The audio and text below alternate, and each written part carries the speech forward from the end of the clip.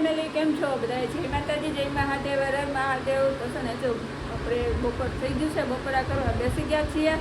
અને બપોરા હું બનાવું ચાલો બતાવું. જો મસ્ત મસ્ત આપણી રોટલી છે અને ચણાની દાળ છે, અહીંયા સાઈઝ છે, અને આ માવા કણી ઠીકસેક છે, અહીંયા કાંદા સુધારેલા છે.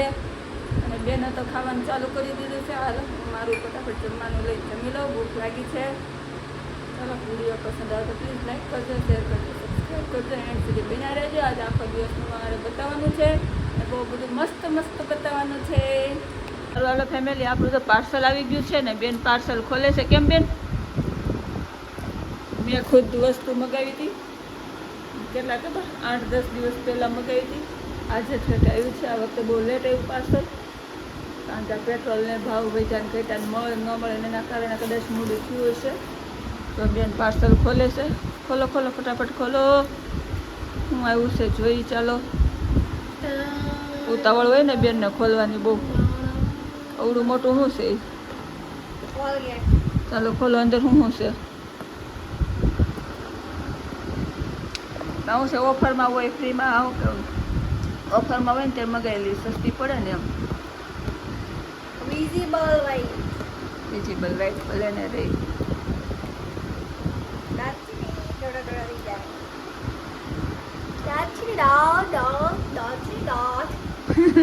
થોડા થઈ જશે. અમે છે ને કોઈ કોલગેટનું એડવર્ટાઇઝમેન્ટ નથી કરતા, ખાલી વિડીયો જ લેવી છે. જો એ પછી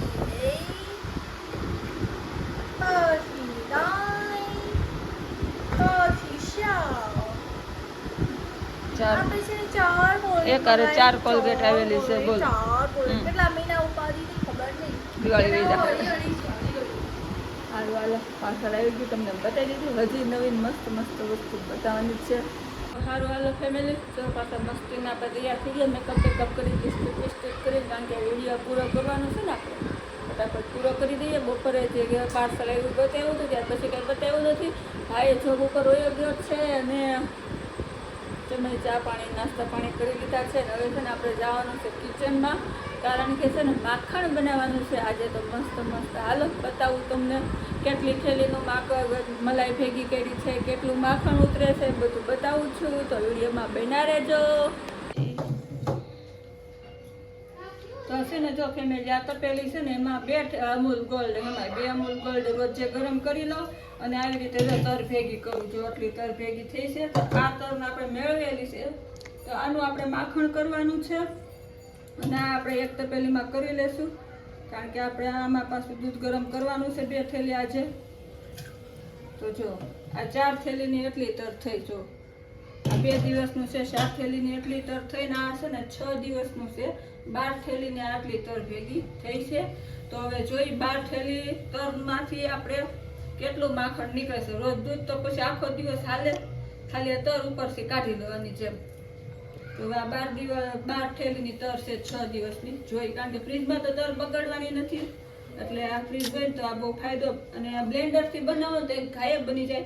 મારું બ્લેન્ડર બળી ગયું છે, મિક્સરથી મારે બનાવવાની છે. હાલો બનાવીને બતાવું. તો હાલો જો તર જામી ગઈ છે સારી. કાલે બનાવવું તો પણ છે ને કાલે પછી ટાઈમ ન મળ્યો. એમાં શું થયું છે ખબર? જો આ પાઇપલાઇન છે ને નળની, એ આ અંદરની સાઈડ ફિટિંગ કરાવેલી છે. તો એ ગમે અંડરગ્રાઉન્ડ કરાવેલું છે. ગમે ત્યાંથી છે ને લીકેજ થઈ ગઈ છે. તો એ આખું રહોડું તોડાવીને રિપેરિંગ કરાવવું પડે એવું છે. તો આ બધે પાણી બહારું આવે છે. તો બધાય ખાના બધાય ખાનીમાં ખાલી કરી નાખ્યા, કારણ કે બધા ખાનામાં પાણી પડે, ધારું થાય. વાલ ચાલુ કરું, પાણી તો બાથરૂમમાં નાવા જાય જોઈ. તો વાલ ચાલુ કરવો, ફિલ્ટર ભરવું, વોશિંગ મશીન ચાલુ કરું, તો વાલ તો ચાલુ કરવો જ પડે. ચાલુ કરવું એટલે પાણી હેઠે મળે જવા. તો કાલે પછી મારે બાકી રહી ગયું બધું સારું કરવામાં. હજી આ બધું રિપેર કેદી થાય કોને ખબર. તો ત્યારે રૂમમાં બધું મૂકી દીધું છે, આવું બધું હાલે છે. અને અહીંયા છે ને આપણે તો માખણ બનાવવાનું કામકાજ ચાલુ કરી દીધું છે. મિક્સરનો મોટો જાર લઈ લીધો છે. જેટલું હમાશે ને આપણે મલાઈ એટલી આપણે પહેલાં કાઢશું, પછી પાછી ફરીને કાઢશું. આમાં આપણે પાણી નહીં નાખવાનું. પાણી ન નાખવાનું એટલે ઘાયે માખણ થઈ જાય. પાણી નાખો તો માખણ થતા બહુ વાર લાગે. પાણી નહીં નાખવાનું.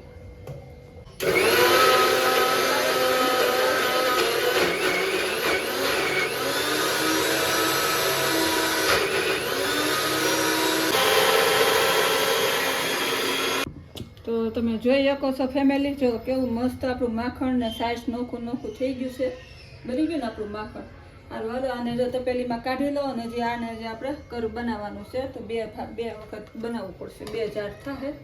એક તપેલી અંબાઈ દીધી. તો હારું હાલો ફેમિલી, તો તપેલી બેને અંબાઈ દીધી છે અને આપણે તપેલી લઈ લીધી છે. હવે 1 જાર ખાલી કરી લઉં, તમને બતાવું.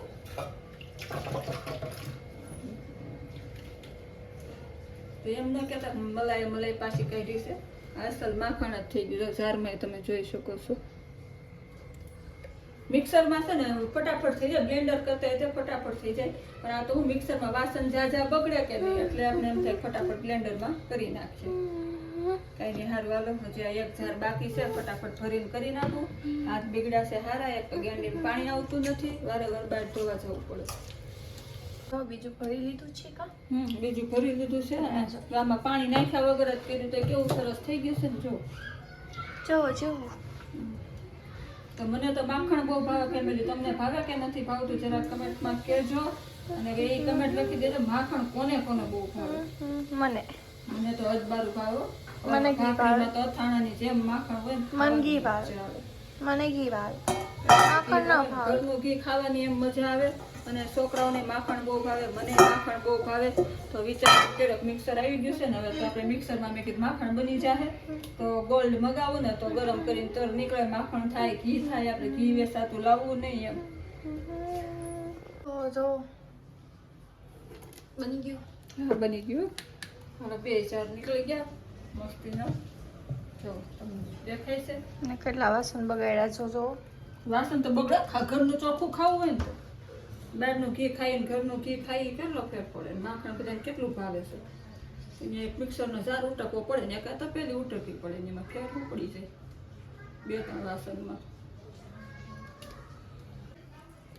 તો હારું હાલો ફેમિલી, જો તમે જોઈ શકો છો છાશ અને બરફ માખણ નોખું પડી ગયું છે, કારણ કે પહેલાં આપણે પાણી ન નાખેલું, માખણ ઘા બની છે, અને પછી બરફ નાખીને તમે ફટાફટ બરફ નાખી દો એટલે માખણ બધું છાશમાંથી નોખું પડી જાય. તો જો મસ્ત આપણું માખણ બની ગયું છે, અને હું હાથમાં લઈને તમને બતાવું કેટલું બન્યું છે. જો કડીકામાં નાખી દેજો, ધોવું પડશે ને એટલે પછી તપેલીમાં ગરમ કરવા લેશું આપણે. જો કેટલું થયું છે, જે આ તપેલીમાં હશે હજી પડશે. ઓછામાં ઓછું 500-550 ગ્રામ માખણ નીકળ્યું છે. હજી તો આટલું માખણ કાઢ્યું હતું એ રીતે નીકળે છે, હજી હાથમાં તમે જોઈ શકો છો.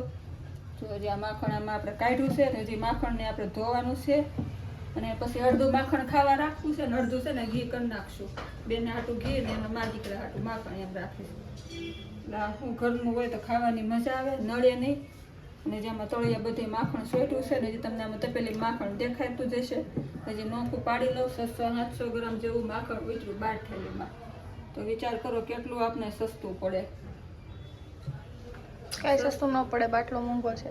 સસ્તું પડે કે ન પડે, ચોખ્ખું ઘરનું તો ખાવા મળે. અમૂલના સુમૂલના ગમે એના પાઉચ લાવી, બહારથી ઘી લાવી કે ચોખ્ખું તો હોય નહીં એમ.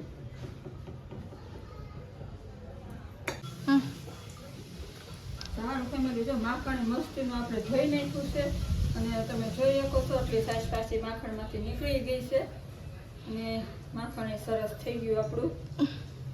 તો જો આટલું માખણ ઉતર્યું છે 12 થેલીનું, આપણે આટલું ખાવું ત્યાં પાછું બીજું આટલું ભેગું થઈ જશે, અને હવે અમુક વધારે વધશે.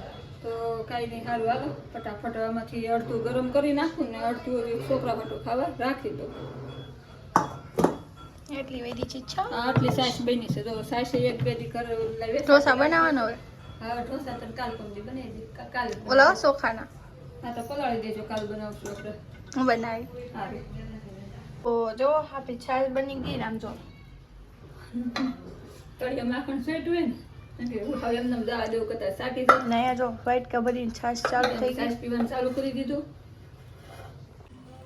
ઘણા ને છે ને માખણ વાળી છાશ ન ભાવતી, પણ મને તો બહુ ભાવે. ફ્રીજમાં મૂકેલું હોય ને એટલે વાસ ન આવે ને એટલે ભાવે જ તે. જય માતાજી, જય મહાદેવ. સ્વાગત છે મમ્મીના વિડીયોમાં. તો મેં એન્ડિંગ નહોતું દીધું. એન્ડિંગ હું આવી જ નહોતી સવારની વિડીયોમાં, તો આવી ગઈ અત્યારે. આજ મેં એન્ડિંગ આપી દે આવડે તો. તો સારું હાલો જય માતાજી, જય મહાદેવ.